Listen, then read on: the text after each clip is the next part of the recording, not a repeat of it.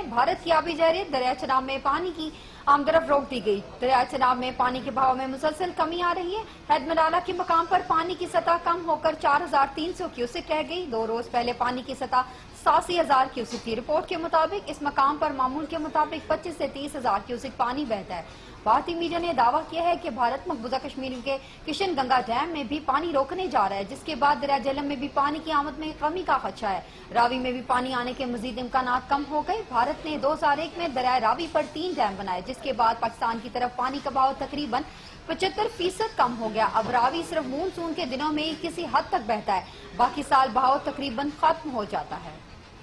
आपको बताते चले, भारत की आबी जारी दरिया चनाब में पानी की आमदरफ रोक दी गई। दरिया चनाब में पानी के बहाव में मुसलसल कमी आ रही है। हैदमलाला के मकाम पर पानी की सतह कम होकर 4300 क्यूसेक रह गई। 2 रोज पहले पानी की सतह 87,000 क्यूसेक थी। रिपोर्ट के मुताबिक इस मकाम पर मामूल के मुताबिक 25 से 30,000 क्यूसेक पानी बहता है। भारतीय मीडिया ने दावा किया है कि भारत मकबूजा कश्मीर के किशन गंगा डैम में भी पानी रोकने जा रहा है, जिसके बाद दरिया झेलम में भी पानी की आमद में कमी का खदशा है। रावी में भी पानी आने के मजीद इम्कानात कम हो गए। भारत ने 2001 में दरिया रावी पर 3 डैम बनाए, जिसके बाद पाकिस्तान की तरफ पानी का बहाव तकरीबन 75% कम हो गया। अब रावी सिर्फ मानसून के दिनों में ही किसी हद तक बहता है, बाकी साल बहाव तकरीबन खत्म हो जाता है।